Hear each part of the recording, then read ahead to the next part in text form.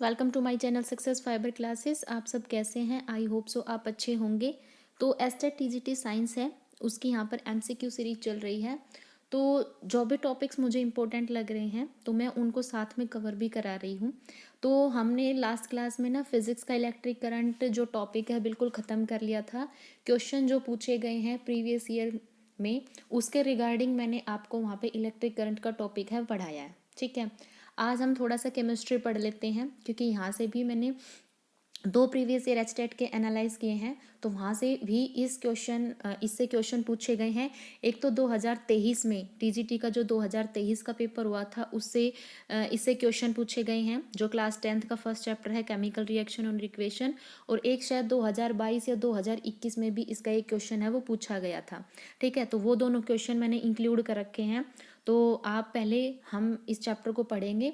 ठीक है, बिल्कुल मेन पॉइंट बताऊंगी, बिल्कुल आपको मतलब यूँ नहीं है कि बोरिंग वीडियो प्रोवाइड कराऊंगी। ठीक है, तो वीडियो में बिल्कुल बने रहिएगा। तो चैप्टर फर्स्ट का नाम क्या है? क्लास 10th का केमिकल रिएक्शन एंड इक्वेशन। ठीक है, इसमें देखो क्या होता है कि हम केमिकल रिएक्शन के टाइप्स के बारे में पढ़ते हैं, क्योंकि इसमें ना केमिकल रिएक्शंस के टाइप्स के बारे में ही आपसे क्वेश्चन है वो पूछा जाता है। ठीक है, तो चलिए सबसे पहले हम यहाँ देखते हैं कि केमिकल रिएक्शन है वो क्या होता है। तो देखो केमिकल रिएक्शन जो होती है ना वो एक टाइप का केमिकल चेंज होता है ना। कौन सा चेंज होता है भाई? Chemical change. तो आपसे क्वेश्चन पूछा जा सकता है कि केमिकल रिएक्शन है वो केमिकल चेंज है या फिजिकल चेंज है।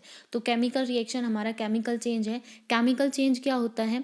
केमिकल चेंज जिसमें मतलब कोई भी एक ओरिजिनल सब्सटेंस है वो अपनी आइडेंटिटी को बिल्कुल पूरी तरह से लूज कर देता है ना, वो हमारा क्या होता है? Chemical change. जैसे मानो हमने कोई एक पेपर लिया है ना, और हमने पेपर को बर्न कर दिया, हमने जला दिया है ना। तो आपको वहाँ पे देखेगा कि जब आप पेपर को बर्न करते हैं ना तो वहाँ से आपको उसकी ऐश मिलती है जो ब्लैक कलर की होती है बिल्कुल, है ना। तो क्या उस ऐश से आप दोबारा से वो पेपर बना सकते हो? नहीं ना, क्योंकि यहाँ तो पेपर ने अपनी आइडेंटिटी को लूज ही कर दिया। तो बर्निंग ऑफ पेपर कैसा चेंज हो गया? केमिकल चेंज हो गया, है ना। तो इसी तरह से मान लो हम वेजिटेबल बना रहे हैं, कोई भी एक सब्जी हम बना रहे हैं, है ना, कुकिंग कर रहे हैं फूड की। तो भाई आपने कोई भी सब्जी मतलब सारी सब्जी काटी और उसको ना कढ़ाई के अंदर डाल दिया। तो क्या वापस से आप जो सब्जी पक गई है क्या आप वापस से उसी सब्जी को लेकर आ सकते हो? मतलब जो हमने रॉ फॉर्म में यूज की थी, नहीं ना। तो ये सारे हमारे केमिकल चेंज होते हैं। केमिकल चेंज में क्या होती है? हीट और लाइट है वो प्रोड्यूस होती है। ठीक है, तो केमिकल रिएक्शन कैसा चेंज हो गया? ये एक केमिकल चेंज हो गया। कौन कौन सी ऑब्जर्वेशंस है जो हमें हेल्प करती है कि कोई भी एक केमिकल रिएक्शन हो रही है या नहीं हो रही? तो पहला आता है चेंज इन स्टेट। अगर स्टेट चेंज हो रही है तो हम कहेंगे कि वहाँ पे क्या है?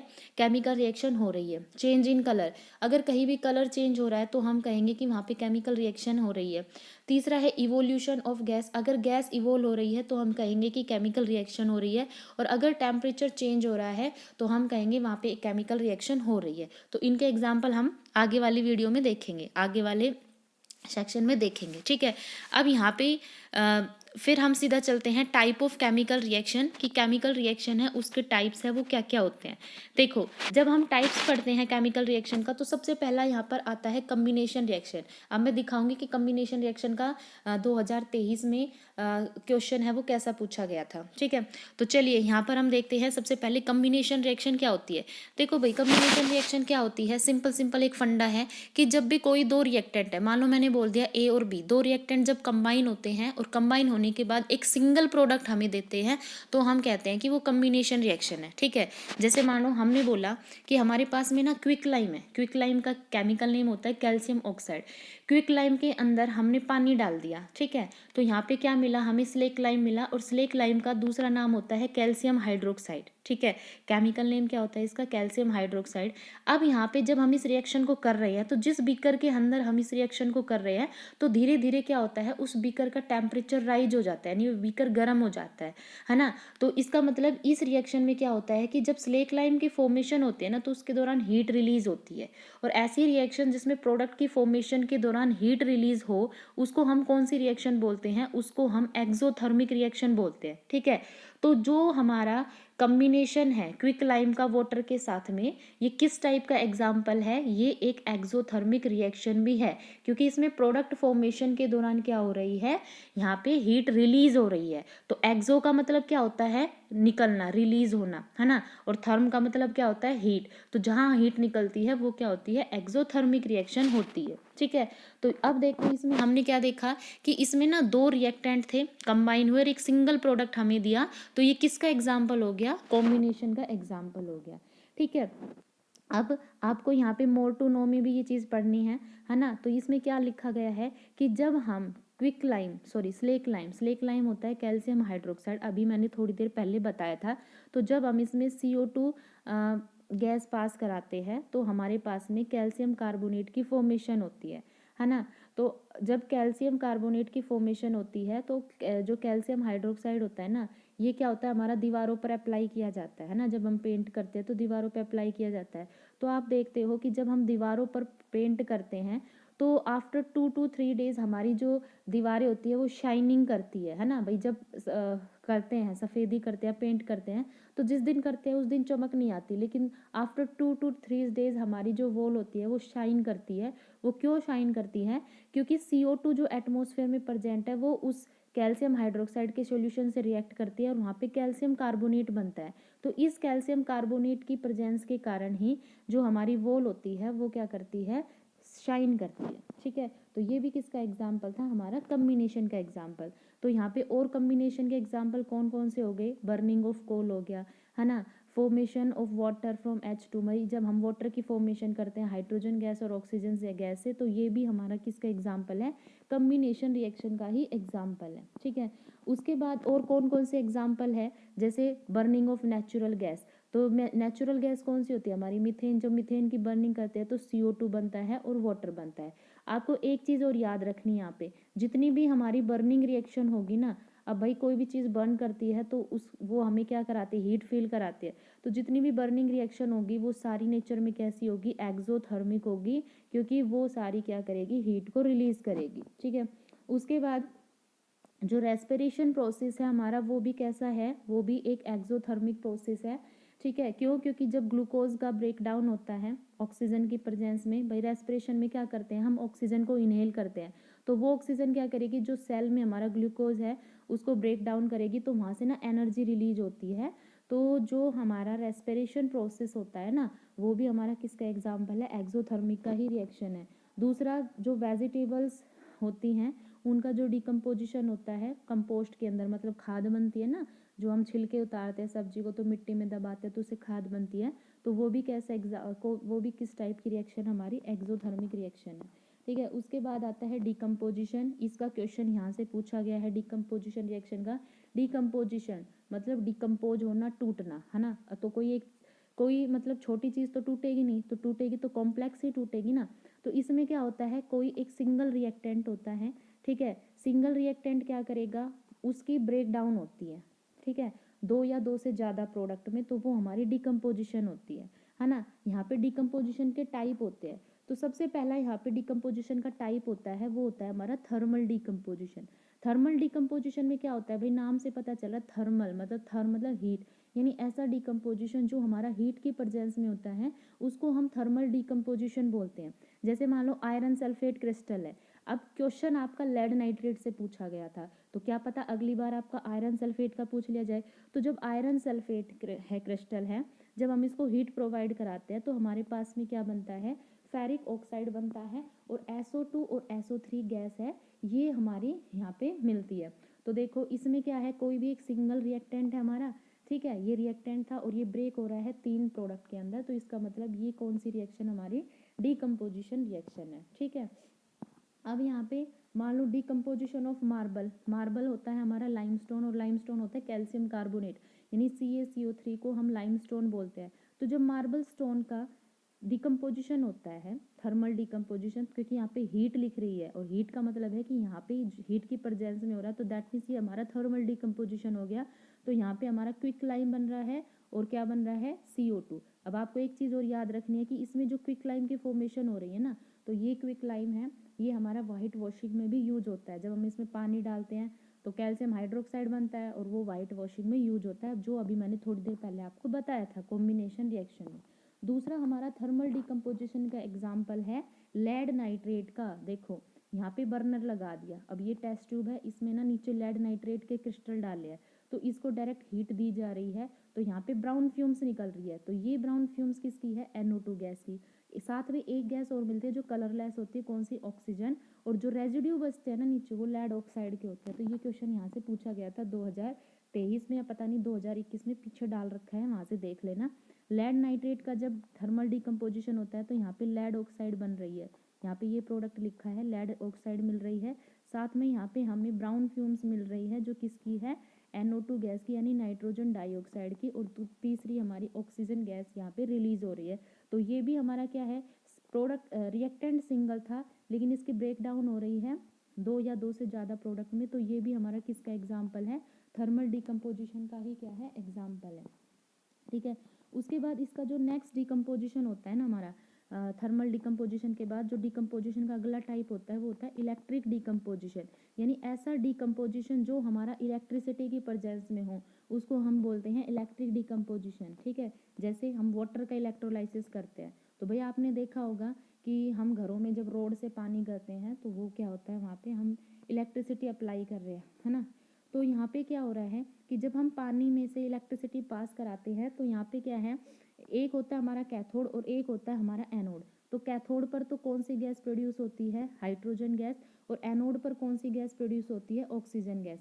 कई बार यहाँ से आपको ना इसका रेशियो भी पूछा जाता है। तो देखो इसमें क्या होता है कि वाटर होता है, वाटर में जब हम इलेक्ट्रिसिटी पास कराते हैं तो यहाँ पे क्या होता है, हमारे पास में हाइड्रोजन गैस बनती है, ऑक्सीजन गैस। तो जब हम इसको बैलेंस करते हैं तो यहाँ पे हाइड्रोजन कितने रिएक्टेंट के साइड में? 2 दूनी 4। तो इधर 2 है तो हम इसको 4 बनाने के लिए 2 से मल्टीप्लाई करते हैं। ऑक्सीजन इधर भी 2 है, इधर भी 2 है। तो इसमें हाइड्रोजन और ऑक्सीजन गैस का जो रेशियो आता है ना, वो 2:1 आता है, जिसमें हाइड्रोजन गैस हमारी किस पर जाती है? कैथोड पर। ये चीज़ आपको याद रखनी है। और ऑक्सीजन गैस हमारी किस पर जाती है?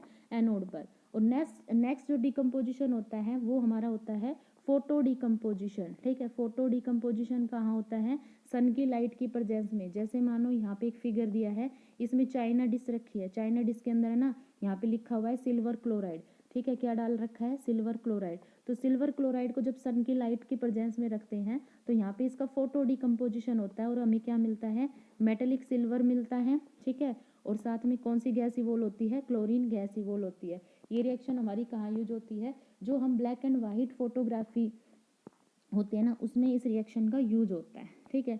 अगला रिएक्शन होती है हमारी डिस्प्लेसमेंट रिएक्शन। अगली जो रिएक्शन है ये है डिस्प्लेसमेंट।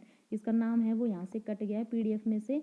तो डिस्प्लेसमेंट रिएक्शन है जो हम यहाँ पे ये पढ़ेंगे। ठीक है। इसमें क्या होता है, जैसे मैं आपको एक फिगर के थ्रू समझाती हूँ, है ना।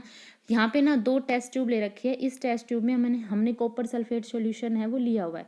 कॉपर सल्फेट सॉल्यूशन का कलर होता है ना वो ब्लू होता है ना। अब इसमें हमने क्या कर दी, एक आयरन की नेल है वो इसके अंदर टाँक दी किसी भी एक धागे से, और कॉपर सल्फेट सॉल्यूशन में वो डिप कर दी। तो इसमें क्या होगा, कुछ सेकेंड आफ्टर 5 मिनट बाद, मतलब 5 मिनट के बाद क्या होगा, इस कॉपर सल्फेट का जो सॉल्यूशन का कलर है वो ब्लू से वो कन्वर्ट हो जाएगा, और वो कन्वर्ट हो जाएगा ग्रीनिश कलर में, जैसा ये दिख रहा है यहाँ पे। ठीक है। अब ये PDF में दिख नहीं रहे, हल्का सा ग्रीनिश टाइप का कलर है। तो इसमें क्या होगा, ये कॉपर सल्फेट सॉल्यूशन का कलर है वो चेंज हो जाएगा।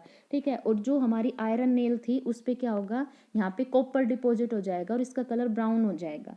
ठीक है। तो ये डिस्प्लेसमेंट रिएक्शन का एग्जाम्पल है। इसमें क्या हुआ कि आयरन नेल है, जब इसने कॉपर सल्फेट सॉल्यूशन में हमने डिप किया तो आयरन क्योंकि मोर रिएक्टिव होता है किससे? कॉपर से। तो आयरन क्या करेगा, इस कॉपर सल्फेट में से कॉपर को डिस्प्लेस कर देगा और खुद उसकी जगह बना देगा आयरन सल्फेट, जो कि इसका कलर कैसा होता है? Greenish colour. तो जब कोई एक मेटल, कोई हाई रिएक्टिव मेटल किसी लो रिएक्टिव मेटल को उसी के ही सॉल्यूशन से डिस्प्लेस करता है तो उस रिएक्शन को हम कौन सी रिएक्शन बोलते हैं? उसको हम बोलते हैं डिस्प्लेसमेंट रिएक्शन। और फर्दर जो इसके एग्जाम्पल है, जैसे मान लो हमारे पास कोई एक जिंक की स्ट्रिप है ना, कागज जैसी होती है पर उसका कलर थोड़ा सा ग्रे कलर का होता है। तो जिंक स्ट्रिप है, उसको हमने कॉपर सल्फेट सॉल्यूशन में डाल दिया तो क्या होगा, उसका अब जो कॉपर सल्फेट का जो ब्लू कलर है ना, वो क्या होगा, जैसे ही हम इस ब्लू कलर में जिंक की स्ट्रिप डालेंगे धीरे धीरे उसका कलर है ना, मतलब खत्म होता चला जाएगा, कलरलेस हो जाएगा। क्यों? क्योंकि वहाँ पे जिंक सल्फेट की फॉर्मेशन हो गई। ये भी किसका एग्जाम्पल है? डिस्प्लेसमेंट का। इसी तरह से लेड है, उसको कॉपर क्लोराइड के सॉल्यूशन में डिप डाल दिया तो लेड क्लोराइड की फॉर्मेशन हुई, कॉपर मिला। क्योंकि यहाँ पर क्या है, जो जिंक है ये कॉपर से मोर रिएक्टिव था, लेड है ये कॉपर से मोर रिएक्टिव था। तो इन्होंने क्या किया, लेस रिएक्टिव मेटल को डिस्प्लेस कर दिया। फर्दर हमारी एग्जाम्पल है यहाँ पे double displacement reaction. Double displacement reaction में क्या होता है, इसमें ना दो सॉल्यूशन के बीच में ना आयंस का एक्सचेंज होता है ना। जैसे मान लो इसमें एक फिगर दिखाया गया है, ये एक टेस्ट ट्यूब है, इसमें बेरियम क्लोराइड का सॉल्यूशन है, ये एक टेस्ट ट्यूब है जिसमें सोडियम सल्फेट का सॉल्यूशन है। जैसे ही इन दोनों सॉल्यूशन की मिक्सिंग की जाती है तो इनमें क्या होंगे, आयंस आपस में अपनी पोजिशन को एक्सचेंज कर लेते हैं, है ना। जैसे मान लो ये सोडियम सल्फेट था, ये बेरियम क्लोराइड, तो यहाँ पे आपको पता है सोडियम सल्फेट में हमारे पास में दो सोडियम के आयन है और सल्फेट के आयन है, और बेरियम क्लोराइड में बेरियम के आयन है और दो क्लोराइड के आयन है। तो अब सोडियम के साथ में यहाँ पे SO4 है, लेकिन अब सोडियम है वो किसके साथ चला जाएगा, क्लोरीन के साथ में, और क्या बना देगा, NaCl। और बेरियम है वो किसके साथ चला जाएगा, SO4 के साथ में, और क्या बना देगा, बेरियम सल्फेट।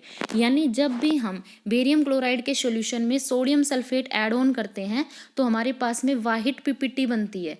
PPT मतलब जैसे दूध फट जाता है ना भाई, दूध में हम नींबू निचोड़ देते हैं तो आपने देखा होगा उस पे अलग अलग से गुठले से बन जाते हैं, तो वो प्रेसिपिटेट होता है।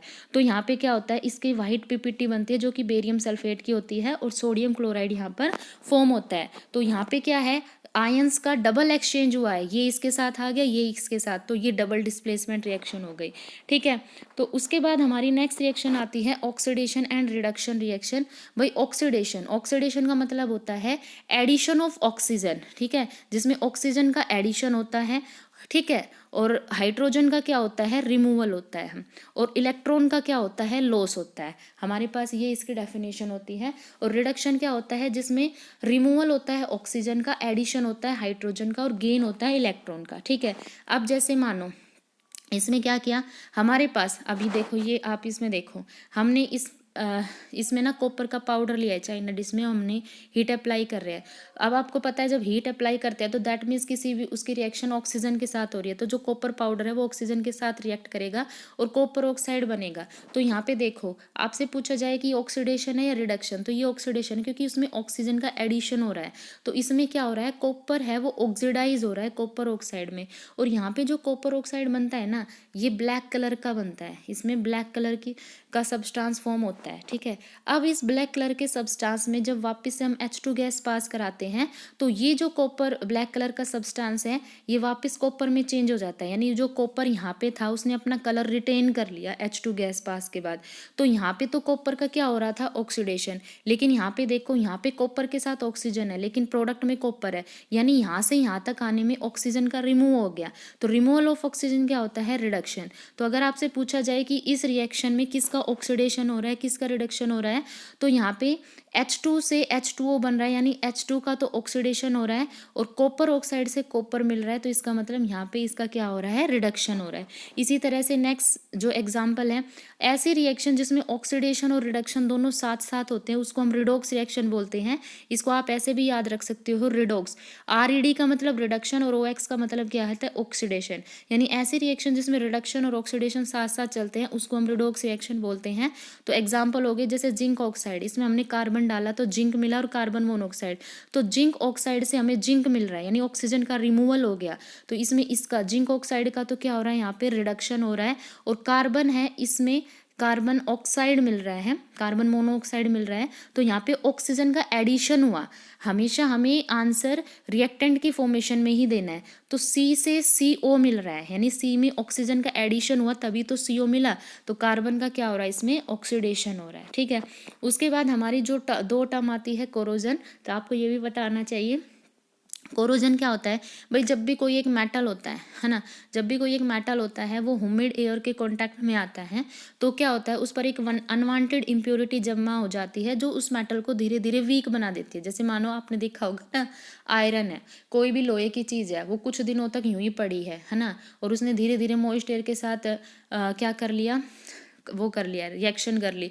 तो आपने देखा होगा बहुत सारी गाड़ी गुड़ी ऐसे ही पड़ी रहती है गैराज में, तो धीरे धीरे ना उनका जो लोहा वाली चीज़ होती है ना वो अपने आप ही टूटने लग जाती है, क्योंकि ये कोरोजन होता है। कोरोजन में क्या होता है कि किसी भी एक मेटल की रिएक्शन जब ह्यूमिड एयर के साथ होती है तो एक अनवांटेड इम्प्योरिटी होती है जो उस मेटल को धीरे धीरे वीक बना देती है ना। तो यही जो प्रोसेस होता है हमारा कोरोजन होता है। इसमें एग्जाम्पल कौन कौन से आ गए, जैसे सिल्वर है, भाई हमने चांदी की पायल पहनते हैं तो स्टार्टिंग में तो चांदी बिल्कुल शाइन करती है, गया, लेकिन आपने देखा होगा 10 से 15 दिन बाद वही चांदी की पायल है वो मतलब फेड कलर की हो जाती है, ब्लैक ब्लैक सी हो जाती है ना, क्योंकि वो सिल्वर है वो ह्यूमिड एयर के साथ कॉन्टैक्ट में आ गया तो उसका रस्ट हो गया है, सॉरी रस्ट नहीं, वहाँ पे उसका कोरोजन हो गया है। इसी तरह से green coating of copper, copper के बर्तन में हम पानी रख के छोड़ देते हैं और हम उसको साफ नहीं करते तो कॉपर पे हरे हरे कलर की परत जमा हो जाते हैं, तो वो भी हमारा किसका एग्जाम्पल है, कोरोजन। रस्टिंग ऑफ आयरन है, ये भी किसका एग्जाम्पल है, कोरोजन का। उसके बाद आता है रैंसिडिटी, जो कि इस क्लास का लास्ट टॉपिक है। रैंसिडिटी क्या होता है, रैंसिडिटी होता है जब ऑक्सीडेशन होता है फैट और ऑयल कंटेनिंग फूड मटेरियल का, तो उसको हम बोलते हैं रैंसिडिटी। ठीक है, रैंसिडिटी को रोकने के लिए हम क्या करते हैं, एंटीऑक्सीडेंट का यूज़ करते हैं। तो आपने देखा होगा कि ये चिप्स कुरकुरे के पैकेट आते हैं, तो आपने देखा होगा कि जब ये पैकेट में बंद होते हैं तो चाहिए एक सालों तक पड़े रहे, ये ख़राब नहीं होती। क्यों, क्योंकि उन पैकेट के अंदर है ना नाइट्रोजन गैस की रिफ्लेक्शन की जाती है।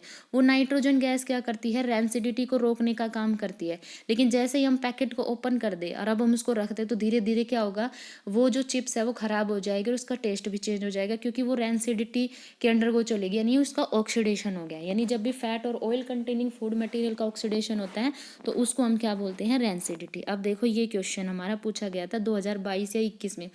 जब क्रिस्टल होता है लेड नाइट्रेट का, उसको हीटेड करते हैं स्ट्रांगली किसी भी ड्राई टेस्ट ट्यूब में, तो क्या होता है, तो भाई मैंने आपको क्या बताया था कि लेड नाइट्रेट है उसका जब हम डिकम्पोजिशन करते हैं तो ब्राउन फ्यूम्स निकलती है जो NO2 की होती है।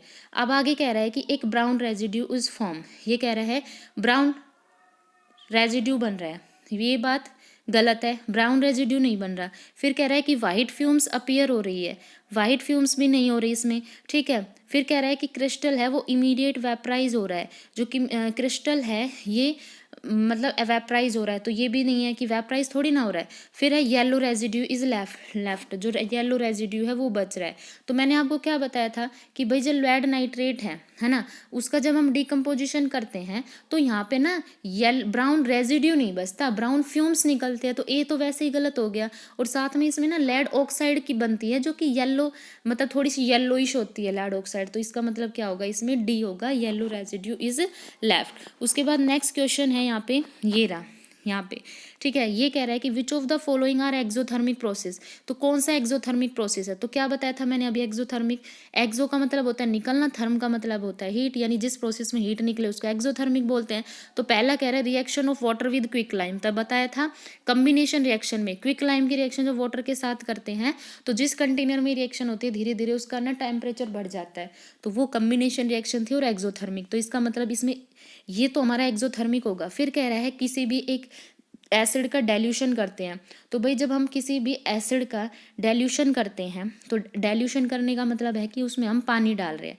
फिर कह रहे हैं इवेपोरेशन ऑफ वाटर, वाटर का जो इवेपोरेशन कर रहे हैं, तो भाई वाटर का इवेपोरेशन कैसे होता है, वाटर का इवेपोरेशन कैसे होता है, भाई वाटर है, वाटर को हम हीट दे रहे हैं है ना, और वाटर तब वेपराइज हो रहा है तो इसमें तो हीट एब्जॉर्ब हो रही है, तो ये तो एंडोथर्मिक हो गई।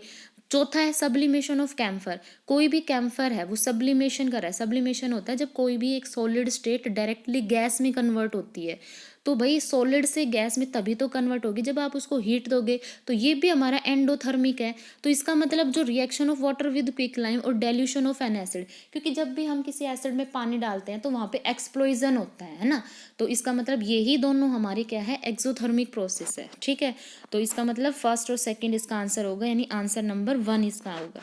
उसके बाद नेक्स्ट क्वेश्चन यहाँ पे ये पूछा गया था 2023 के अंदर, इसमें कह रहा है कि मैच करना है आपको, सबसे कह रहा है फोटो डिकम्पोजिशन, तो भाई मैंने आपको क्या बताया था, फोटो केमिकल डिकम्पोजिशन होता है जो सन की लाइट में प्रेजेंट होता है, और इसमें क्या होता है, रिएक्टेंट एक सिंगल होता है, क्योंकि डिकम्पोजिशन है तो डिकम्पोजिशन में रिएक्टेंट तो सिंगल होता है लेकिन प्रोडक्ट दो या दो से ज़्यादा मिलते हैं। तो अब यहाँ पे देखो हमारे पास एक ये रिएक्शन है एक ये रिएक्शन है ना, दोनों ही डिकम्पोजिशन है, बट इसने बोला है फोटो डिकम्पोजिशन, तो फोटो डिकम्पोजिशन तो या तो सिल्वर ब्रोमाइड का होता है या सिल्वर क्लोराइड का, तो इसका तो फोर्थ ऑप्शन होगा।